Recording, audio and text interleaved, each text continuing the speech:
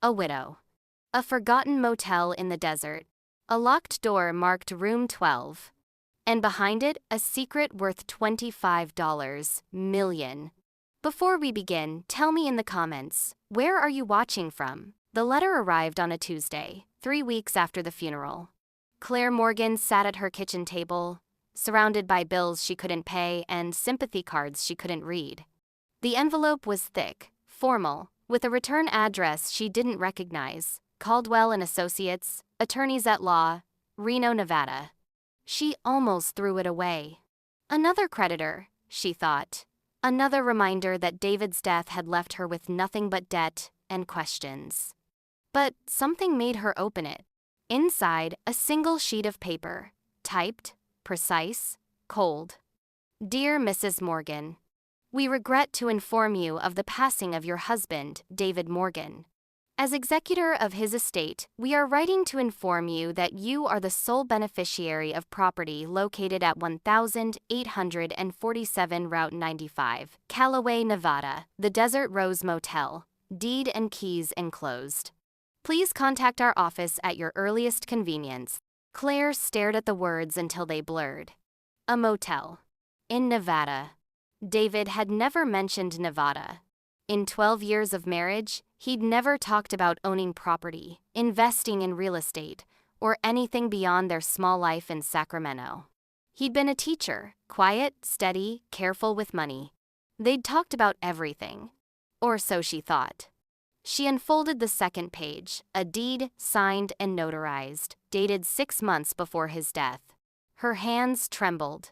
6 months. He'd bought a motel and never told her. Why? The drive took 8 hours. Claire left before dawn, the city lights fading behind her as the highway stretched into emptiness.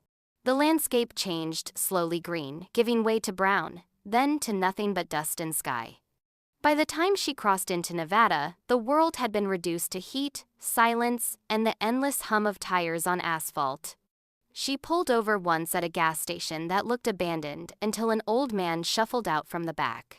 Headed to Callaway? He asked, squinting at her through the haze. How did you know? He shrugged. Ain't nothing else out that way. What's it like? Used to be a town, now it's just a place people pass through, or hide. She didn't ask what he meant. Callaway appeared like a mirage. One moment, the road was empty. The next, a cluster of low buildings shimmered in the distance, wavering in the heat. A gas station. A diner with boarded windows. A post office that looked like it hadn't seen mail in decades. And at the far edge of town, rising from the desert like something left behind by time, the Desert Rose Motel. Claire pulled into the gravel parking lot and turned off the engine. The silence was immediate, heavy, like the air itself had stopped moving. The motel was a relic from the 1950s. 2 stories of faded pink stucco, iron railings rusted orange, and a neon sign that read vacancy in letters half dead from the Sunday. 40 rooms, she counted, maybe more. All of them dark. She stepped out of the car, and the heat hit her like a wall. The air smelled of dust and creosote, and something else, something old and forgotten. She walked slowly toward the office, her shoes crunching on gravel. The door was unlocked. Inside, the air was cooler but stale, thick with the scent of old carpet and cigarette smoke. A wooden counter stretched across the room, covered in a layer of dust so thick it looked like snow. Behind it, a wall of keys hung on numbered hooks. All of them were there. Except one. Room 12. You're Claire. She spun around. An old man stood in the doorway, backlit by the Sunday. His face was weathered, lined deep as tree bark, his eyes sharp beneath a wide-brimmed hat. I'm Earl, he said. Caretaker. Been watching the place since David passed. Her throat tightened at the sound of her husband's name. You knew him? Not well. He came out here once, maybe twice a year, paid me to keep the lights on, make sure the place didn't fall apart. Why did he buy it? Earl's expression didn't change. Didn't ask, wasn't my business. He stepped inside and set a ring of keys on the counter. Everything's yours now, utilities are paid up through the month. After that, it's on you. Claire picked up the keys, feeling their weight. What about room 12? Earl went still. What about it? The key's missing. He looked at her for a long moment, then shook his head. That one stays locked. Why? Because your husband said so. But he's gone. Doesn't matter. Earl turned toward the door. Some doors are meant to stay closed. Wait. But he was already walking away, his boots crunching across the gravel, disappearing into the blinding light. Claire stood alone in the empty office, the keys cold in her palm. She looked at the wall of hooks. Room 12's hook was empty. But the door itself, she could see it from where she stood, at the far end of the second-floor walkway.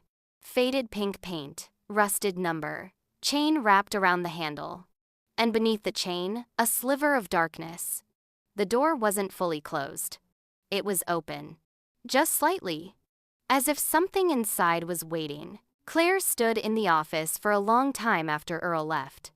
The silence pressed against her ears like water. She looked at the wall of keys again, then at the door to room 12 inches the distance. The chain wrapped around its handle gleamed faintly in the afternoon light.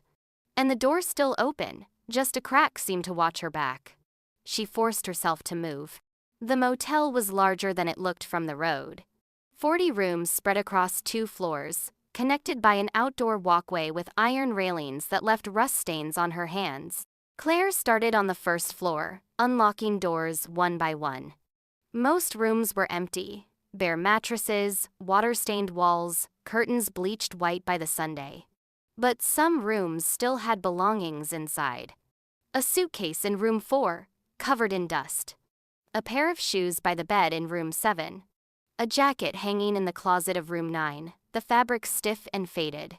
It felt like people had left in a hurry. Or never left at all. By the time she reached the second floor, the sun had dropped lower, casting long shadows across the walkway. The air was still hot, thick, hard to breathe. Claire paused at the top of the stairs, wiping sweat from her forehead. Room 12 was at the far end of the walkway, past 11 other doors. From where she stood, she could see the chain more clearly now. Heavy, industrial, wrapped tight around both handles. But the gap in the door had widened. She was sure of it. When she'd first arrived, it had been barely visible, a sliver of darkness. Now it was an inch, maybe more. Enough to see inside. Except there was nothing to see. Just black. Claire walked toward it slowly, her footsteps echoing on the metal walkway. The closer she got, the colder the air felt. She stopped a few feet away, staring at the gap. Hello? Her voice sounded small, swallowed by the emptiness. No answer. She reached out, fingers trembling, and touched the chain. It was warm. Too warm. Like someone had been holding it. She pulled her hand back and stepped away, her pulse hammering. Then she turned and walked quickly back to the office. That night, Claire slept in room 1. It was the only room with a working air conditioner, and the only one that didn't feel like someone was still living there. She lay on top of the sheets, too tired to unpack, staring at the ceiling. The hum of the AC was the only sound. Until it wasn't. Footsteps. Slow. Deliberate. Moving along the walkway above her. Claire sat up, her breath catching. The footsteps stopped. Then started again. Closer this time. She grabbed her phone, but there was no signal. The footsteps continued, steady and rhythmic, until they reached the end of the walkway. Then silence. Claire waited, her heart pounding. Nothing. She lay back down, trying to convince herself it was the building settling. The wind, her imagination. But then she saw it. A thin line of light, flickering beneath her door. Not from the walkway outside. From inside the motel. From the direction of room 12. Morning came too slowly. Claire barely slept. Every creak, every shift of the building made her flinch. When the sun finally rose, she walked outside and stood in the parking lot, breathing in the dry desert air. Earl's truck was parked by the office. She found him inside, brewing coffee on a hot plate. "You hear anything last night?" she asked. He didn't look up. "Like what?" Footsteps, on the second floor. Could have been anything. Wind, animals, place is old. And the light? Now he looked at her. What light? Under my door, coming from upstairs. Earl set down his mug. Room 12? I don't know. Maybe. He shook his head slowly. Then you already know the answer. What does that mean? Means your husband didn't lock that door for no reason? Claire crossed her arms. Earl, I need to know what's in there. No, you don't. He was my husband. Was, Earl said quietly. Past tense. Whatever's in that room, it belonged to the man he used to be, not the one you married. The words hit harder than she expected. Then who was he? Earl picked up his mug and walked toward the door. Someone who knew how to keep secrets. After he left, Claire searched the office. She went through every drawer, every cabinet, every file box stacked in the back room. Most of it was junk, old receipts, maintenance logs, tax documents from the 1,980 seconds. But in the bottom drawer of the desk, she found something. A guest book. Leather-bound, edges worn smooth. She opened it carefully. The entries went back decades. Names, dates, room numbers. Most were ordinary families passing through, salesmen, retirees. But as she flipped through the pages, she noticed a pattern. Every few months, someone checked into room 12. Different names every time, but always the same notation in the margin, paid in full, no record. And at the bottom of the last entry, dated 3 months before David's death, someone had written in pencil, "If you're reading this, don't open the door." Claire's hands shook. She slammed the book shut and stood, her pulse racing. That's when she saw it. A photograph slipped between the pages, falling to the floor. She picked it up. It was torn in half. One side showed David younger, maybe in his 20s, smiling at the camera. The other side was missing. But she could see the edge of someone's shoulder, a hand resting on David's arm. Someone he'd been close to. Someone he'd never mentioned. Claire turned the photograph over. On the back, in faded ink, Room 12, 1998, the only way out. That night, Claire stood outside room 12. She'd tried every key on the ring Earl had given her. None of them fit. The chain was too thick to cut with anything she had. But the gap in the door was wider now, wide enough to see inside. She pulled out her phone and turned on the flashlight. The beam cut through the darkness, revealing a bed, neatly made, a table, a chair, and on the wall, something that made her breath stop. Photographs, dozens of them, pinned in rows. Faces she didn't recognize, and in the center, larger than the rest, David's face, but not alone. Standing beside him was a woman Claire had never seen before. Dark hair, sharp eyes, smiling, her arm around his waist. Before Claire could process it, something slid under her door downstairs. She heard it, the soft scrape of paper on tile. She ran down the stairs, her hands shaking. On the floor of room 1 lay another torn photograph. The other half. David's face. And the woman beside him, smiling, alive. On the back, in the same faded ink, "She's still waiting." Claire didn't sleep after finding the photograph. She sat on the edge of the bed in room 1, staring at the two halves laid side by side. David's face, the woman's face. She's still waiting. Waiting for what? Or worse, waiting where? Morning came slowly, the desert sun turning the sky from black to bruised purple to pale gold. Claire stood outside, breathing in the dry air, trying to clear her head.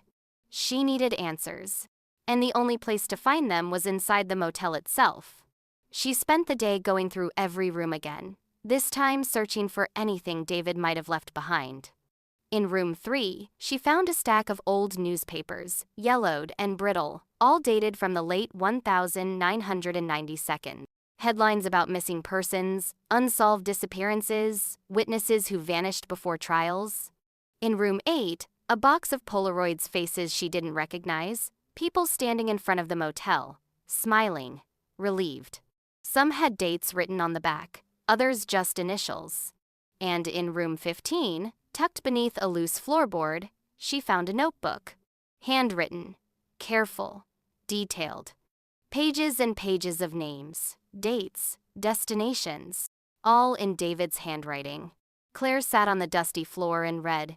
Each entry was the same: a name, a date of arrival, a room number, always, room 12, and a final destination marked only by coordinates. No explanations, no context. Just records of people passing through. People who needed to disappear. Her hands trembled as she turned the pages. David hadn't just owned this motel. He'd been running something. A network. A system. A way to make people vanish. That afternoon, Claire drove into town. The diner was the only place still open, a low building with peeling paint and a neon sign that buzzed in the heat. Inside, the air was cool and smelled of coffee and grease. A waitress stood behind the counter, maybe 60, with tired eyes and a name tag that read Dot. "You're the one who bought the motel," Dot said, not a question. "Inherited it." "Same thing." Dot poured coffee without asking. "You staying?" "I don't know yet."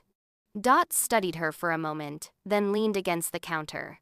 "Your husband never came into town much, kept to himself, but people knew what he was doing out there." Claire's pulse quickened. What was he doing? Helping people no one else would help. What kind of people? Dot wiped down the counter slowly, choosing her words. The kind who couldn't go to the cops. The kind who needed to disappear before someone made them disappear permanent. Claire's throat tightened. Like witness protection? Something like that. But off the books. No government, no paper trail. Just your husband and that motel. How long was he doing this? Long as I've been here. 20 years? Maybe more. Claire stared at her coffee, her mind spinning. Did you ever see anyone staying in room 12? Dot's expression shifted. That room's different. Different? How? People who went into room 12 didn't just disappear for a while. They disappeared forever. The words hung in the air. Claire set down her cup. There was a woman, dark hair, in her 30s maybe. She was with David in a photograph. Dot's face went pale. You saw her picture? Yes. Who is she? Dot looked toward the window, then back at Claire. Her name was Elena. She came through here about 15 years ago, scared out of her mind, said someone was hunting her. Your husband put her in room 12. And she never came out. Claire's stomach dropped. What do you mean? I mean, she went into that room, and nobody ever saw her again. Not David, not Earl, nobody. Did anyone look for her? Your husband said she'd moved on, that she was safe. But people talk. Some say she's still in there. That's impossible. Dot shrugged. Maybe, but Earl won't go near that door, and neither will anyone else who knows the story. Claire drove back to the motel in silence, Dot's words replaying in her mind. She never came out. People say she's still in there. It was insane. But so was everything else. When she pulled into the parking lot, the sun was already sinking, casting long shadows across the pink stucco walls. The motel looked different in the fading light. Less abandoned. More watchful. Claire climbed the stairs to the second floor, her footsteps echoing on the metal walkway. Room 12's door was still chained. Still open, just a crack. But now, standing closer, she could hear something. A sound. Faint, rhythmic. Breathing. Claire's heart hammered. She leaned closer, pressing her ear to the gap. The sound stopped. Then, from inside the room, a voice. Soft. Female. Broken. He promised he'd come back for it.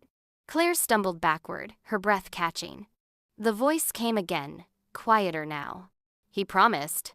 Claire's hands shook as she fumbled for her phone. No signal. She looked at the door, then at the chain. The gap had widened again. Now it was large enough to see more of the room inside. The bed, the table, the photographs on the wall. And in the corner, barely visible in the shadows, a figure, sitting. Still, watching. Claire ran. She didn't stop until she reached room 1, slamming the door behind her and locking it. Her pulse thundered in her ears. She sat on the bed, trying to breathe, trying to think. Someone was in room 12. Or something. She didn't know which was worse. Her phone buzzed. She looked down. A text. From an unknown number. "Stop looking, or you'll end up like her." Claire stared at the screen, her blood running cold. Then another text. "Room 12 isn't a room. It's a grave." Claire didn't leave room 1 that night. She sat with her back against the door, phone in hand, staring at the threatening texts. "Stop looking. Room 12 isn't a room. It's a grave." Her mind wouldn't stop spinning. Someone was watching her. Someone knew she'd been asking questions. And someone wanted her to stop. But she couldn't. Not now. Not after hearing that voice. He promised he'd come back for it.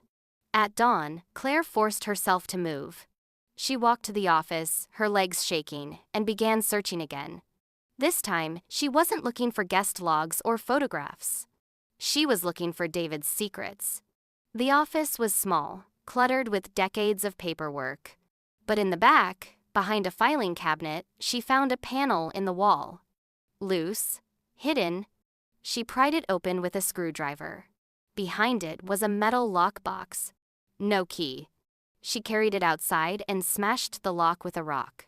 Inside were files. Dozens of them. Each one labeled with a name, a date, and a destination. Witness protection placements. Falsified identities. Encrypted coordinates. David hadn't just been helping people disappear. He'd been creating new lives for them. But one file was different. Thicker. Worn at the edges. Marked in red ink, Room 12, Final. Claire's hands trembled as she opened it. Inside was a handwritten note, folded around a small brass key. The note was in David's handwriting. "Claire, if you're reading this, I didn't make it. I'm sorry for everything I kept from you. I thought I was protecting you. I was wrong. The truth is in the safety deposit box. Bank of Nevada, Reno, Box 447. Forgive me. The key will explain everything." Claire stared at the note, tears burning her eyes. Then she looked at the key. Small, brass, stamped with a number. 447. The drive to Reno took 3 hours. Claire didn't stop. Didn't eat. Didn't think about anything except the key in her pocket and the questions burning through her mind. The Bank of Nevada was a squat building on the edge of downtown, its windows tinted dark against the desert Sunday. Inside, the air was cold, sterile. A clerk led her to a private room and brought the box. Claire sat alone, staring at it. Her hands shook as she turned the key. The lock clicked. She lifted the lid. Inside was a leather journal, a stack of documents, and a folded map. Claire opened the journal first. The first page was dated 15 years ago. David's handwriting filled every line.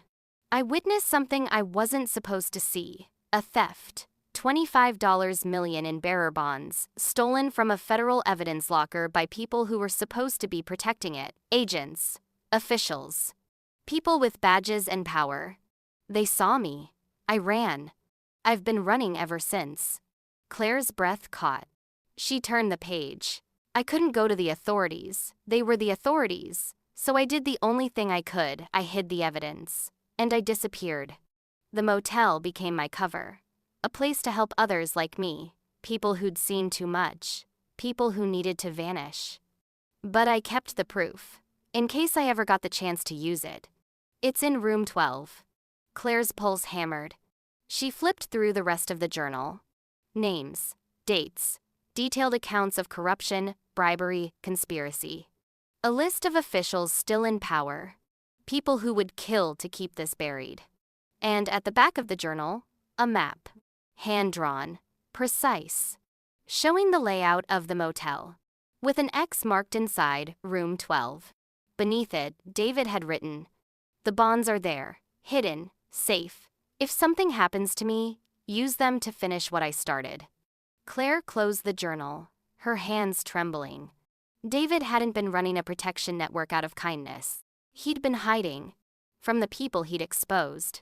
And now, they were after her. She drove back to the motel in silence, the journal heavy in her lap. The sun was setting by the time she arrived, painting the desert in shades of orange and red. The motel looked different now. Not abandoned. Waiting. Claire climbed the stairs to the second floor, her heart pounding. Room 12's door was still chained. Still cracked open. But as she approached, she froze. The chain was on the ground. Cut. The door stood wide open. Claire's breath caught. She stepped forward slowly, her pulse thundering in her ears. Inside, the room was pristine. The bed was made. The floor was clean. The photographs on the wall were gone. And on the bed, in the center, sat a briefcase. Black. Leather. Unmarked. Claire stepped inside, her legs shaking. The air was cold. Too cold. She reached for the briefcase. Her fingers brushed the leather. Then she heard it. A voice. Behind her. "You shouldn't have come back." Claire spun around. A man stood in the doorway. Tall, mid-50s, gray suit, cold eyes. He held a gun. "Mrs. Morgan," he said calmly, "we need to talk about what your husband stole." Claire didn't move. The man in the doorway stepped closer, the gun steady in his hand. "Put your hands where I can see them." She raised them slowly, her breath shallow. "Who are you?" "Someone who's been looking for that briefcase for a very long time." He gestured toward the bed. "Open it."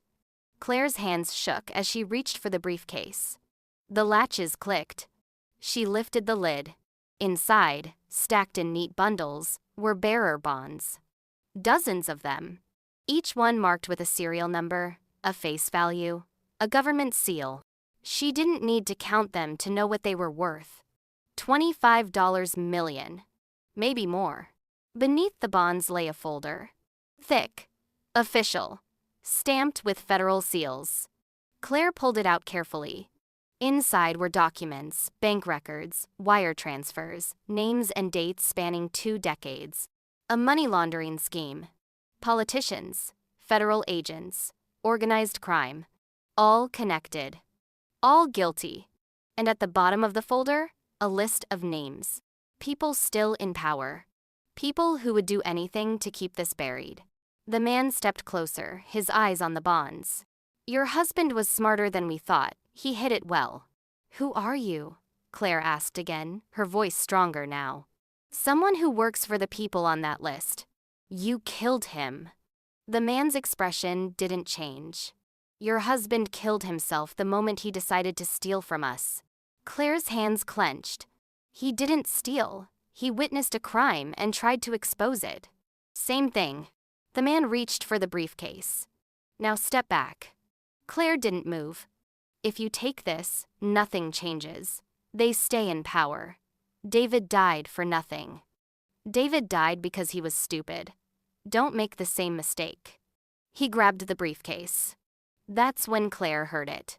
A voice. From the hallway. "Put the gun down." Earl stood in the doorway, a shotgun leveled at the man's chest. The man froze. "Earl," he said calmly, "this doesn't concern you." "The hell it doesn't. I've been watching this place for 20 years. Knew someone would come eventually. Then you know what's in that case, and you know what happens to people who get in the way. I'm old. Don't care much about what happens to me anymore." Earl's finger moved to the trigger. "But I cared about David, and I'm not letting you take what he died protecting." The man's jaw tightened. Then he lowered the gun. "This isn't over." "Yeah, it is." Earl fired a warning shot into the ceiling. The man dropped the briefcase and ran. Claire sank to the floor, her legs giving out. Earl lowered the shotgun and walked over, picking up the briefcase. "You okay?" She nodded, though she wasn't. "How did you know?" "Saw the car circling, figured they'd finally made their move. They'll come back." "Probably." Earl handed her the briefcase. "That's why you need to finish this." Claire looked at the bonds, then at the documents. "How?" The way David wanted, use the evidence, expose them. I don't know how. You're smarter than you think. Earl turned toward the door. And you're braver than David ever was. That night, Claire sat in room 1, the briefcase open on the bed. She stared at the bonds, at the documents, at the names. If you've been following her story this far, don't forget to like this video and subscribe for more stories that prove every secret has a price. Her phone buzzed. A text from an unknown number.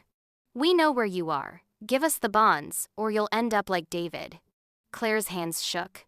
Then another text. You have 24 hours. She set the phone down and closed her eyes.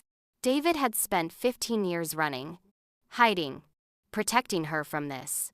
And now she had a choice. Run. Or fight. She thought about the journal, about the people David had helped, the lives he'd saved, the justice he'd died trying to deliver. She opened her eyes and looked at the briefcase. Then she picked up her phone and made a call. The next morning, a black car pulled into the motel parking lot.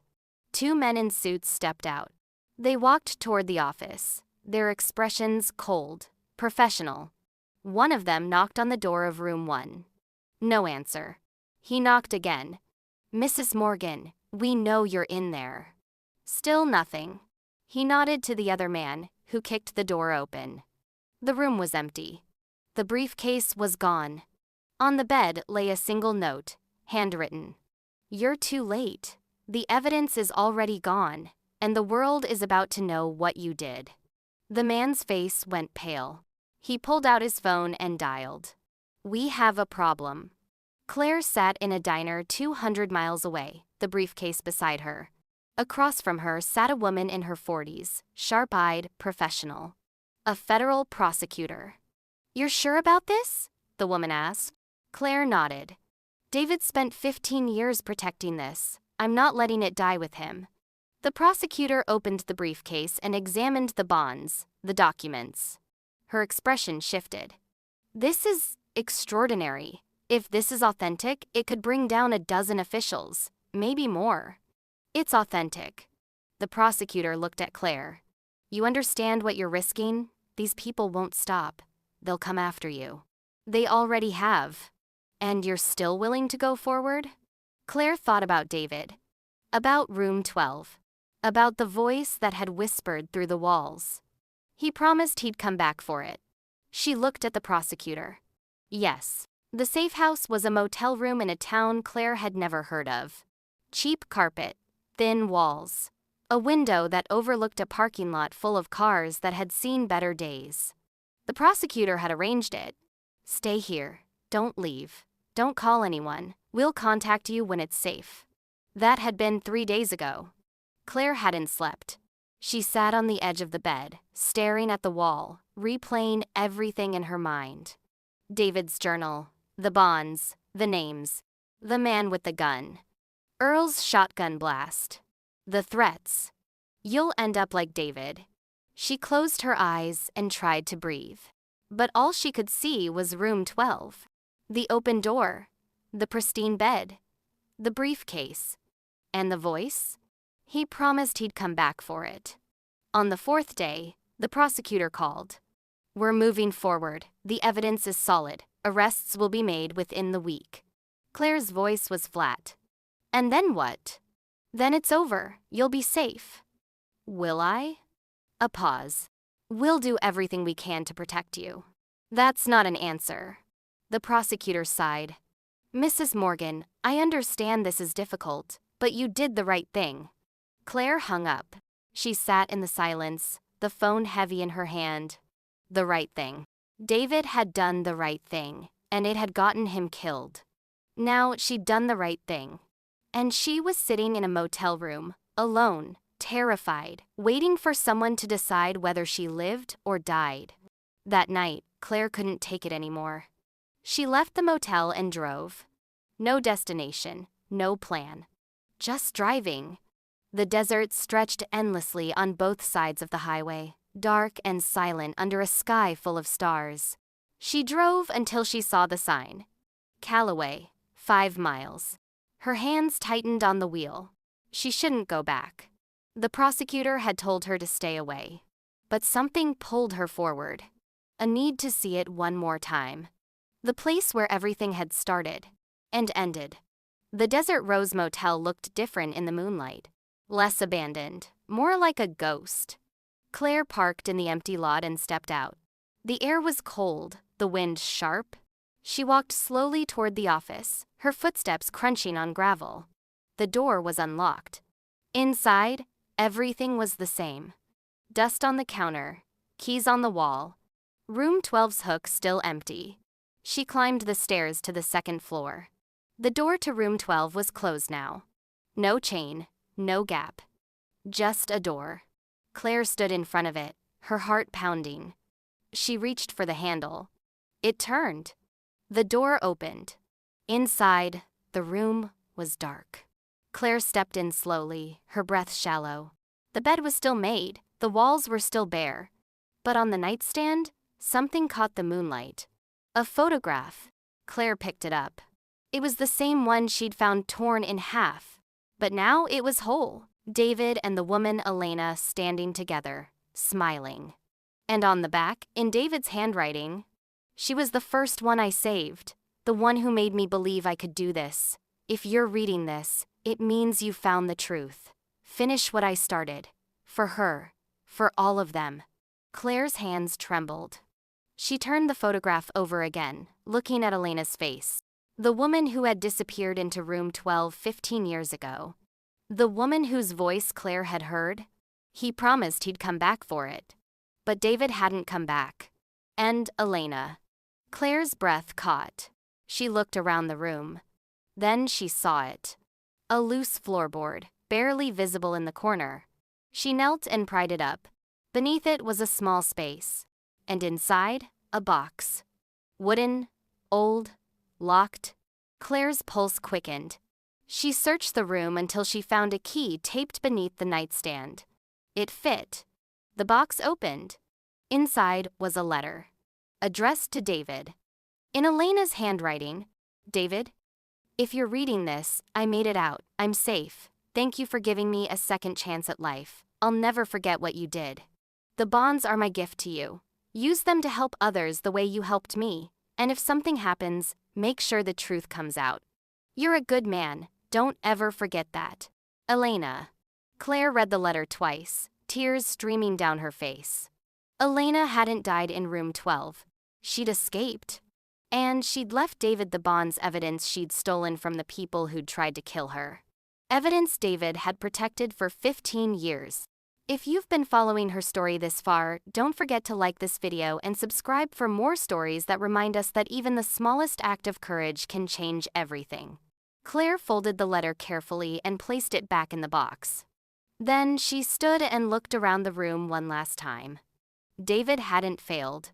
He'd saved Elena. And dozens of others. He'd kept the truth alive. Now it was her turn to finish it.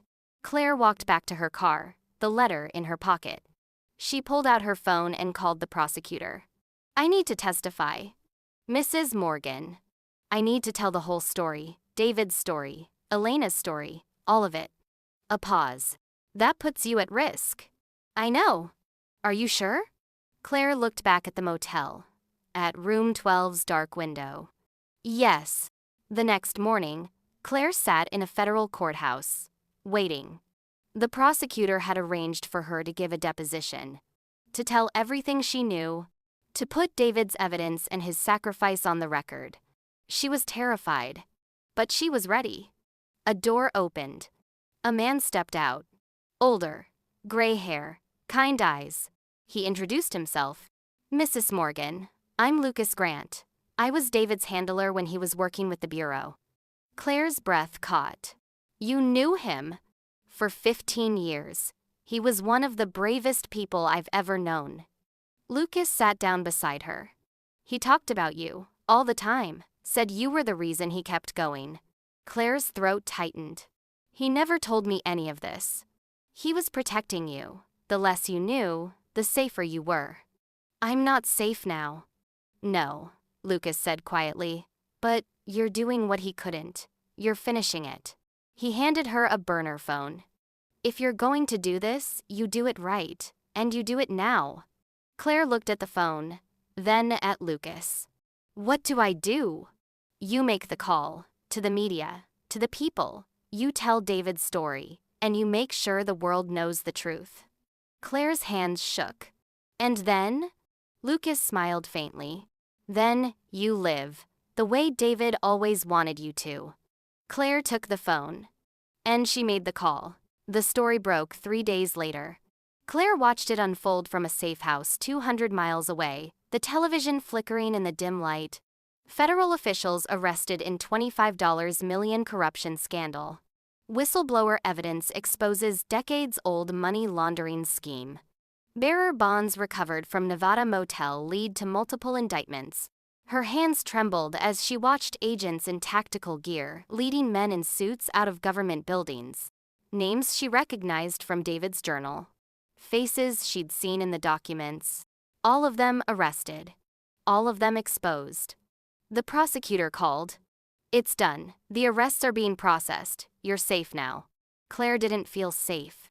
She felt hollow. What about David? A pause. The investigation confirms what we suspected. His death wasn't an accident. It was arranged by the people we just arrested. Claire's breath caught. They killed him? Yes, he knew too much, and he refused to hand over the evidence. She closed her eyes, tears burning. He died protecting it. He died protecting you, the prosecutor said quietly. If you'd known what he had, they would have come for you too. Claire hung up. She sat in the silence, staring at the television. David hadn't left her out of selfishness. He'd left her to keep her alive. A week later, Lucas drove her back to the motel. The desert looked the same. Endless, silent, unforgiving. But the motel was different now.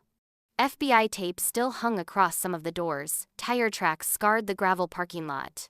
Room 12's door was open. Claire walked toward it slowly, her heart pounding.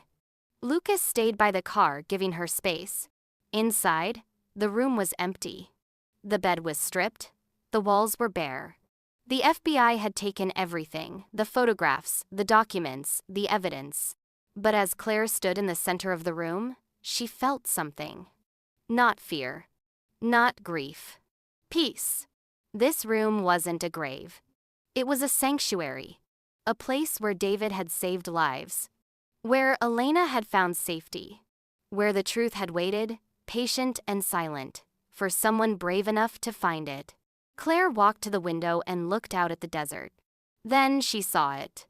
A loose board beneath the windowsill. She knelt and pried it up. Inside was an envelope, her name written on the front in David's handwriting. Her hands shook as she opened it. Claire, if you're reading this, it means I didn't make it. I'm sorry. I'm sorry for all the lies, for all the secrets, for leaving you in the dark. I wanted to tell you. Every day, I wanted to. But I was afraid you'd be in danger, afraid you'd hate me, afraid you'd leave. The truth is, I wasn't the man you thought I was. I was running, hiding, pretending to be someone I wasn't. But with you, I felt real. For the first time in my life, I wasn't a man with a past. I was just David.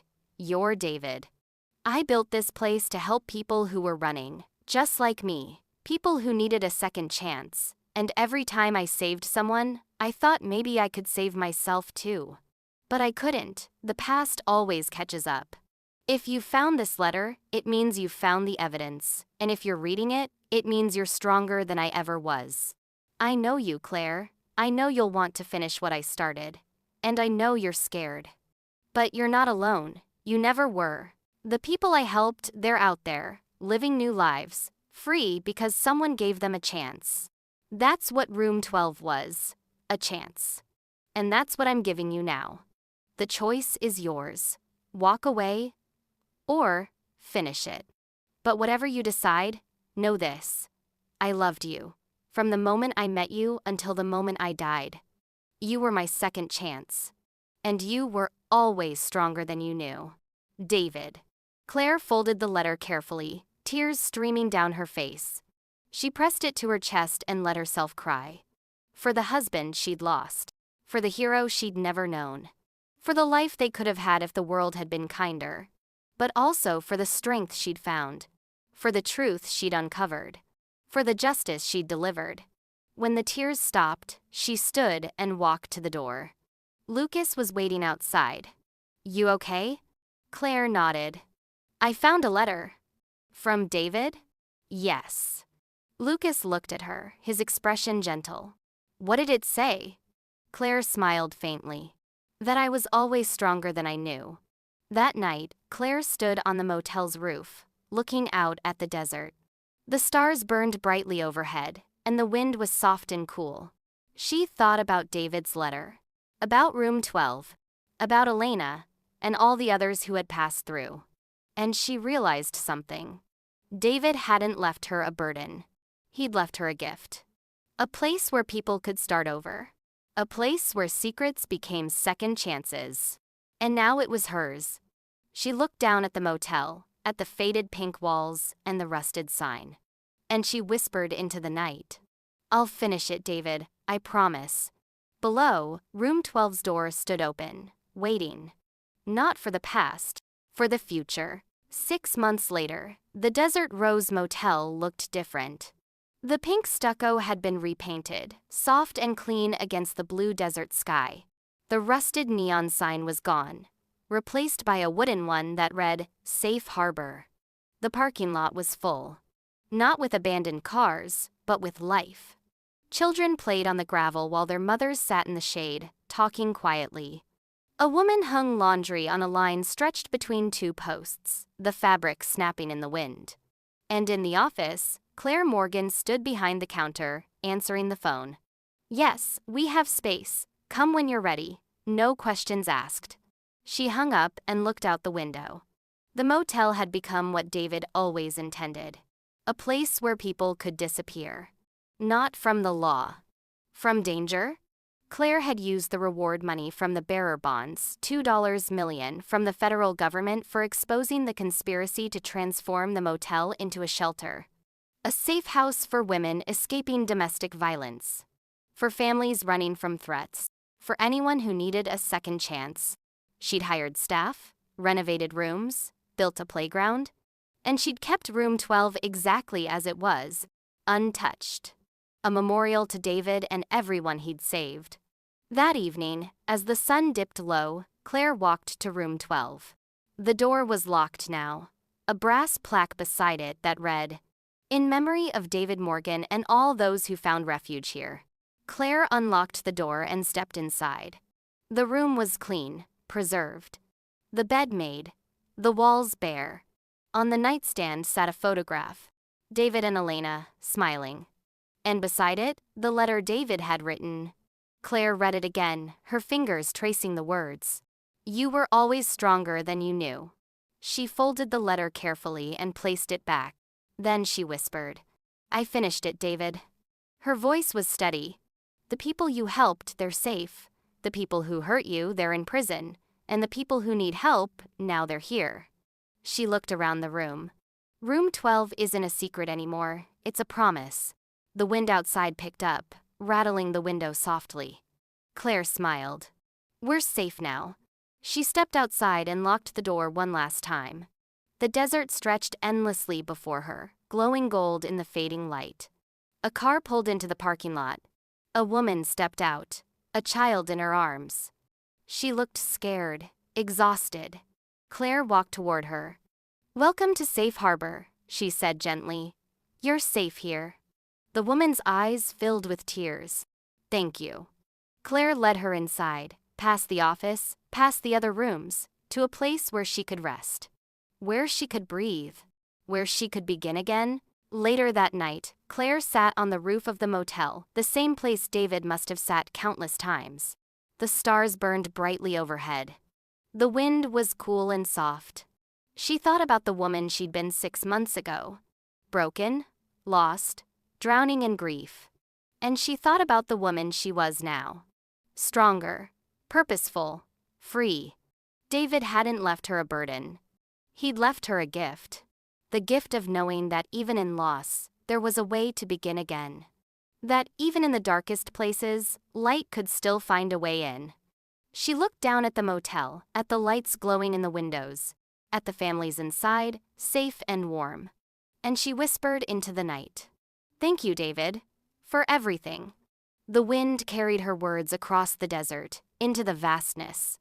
And for the first time in a long time, Claire felt at peace. The Desert Rose Motel, now safe harbor, stood strong against the desert sky. No longer abandoned. No longer hiding secrets. It was alive. And so was she. She thought the motel was all he left behind, but what he really left was proof that love doesn't end when someone dies, it just finds new ways to protect us. Sometimes the greatest act of love is the secret we keep until someone's strong enough to carry it.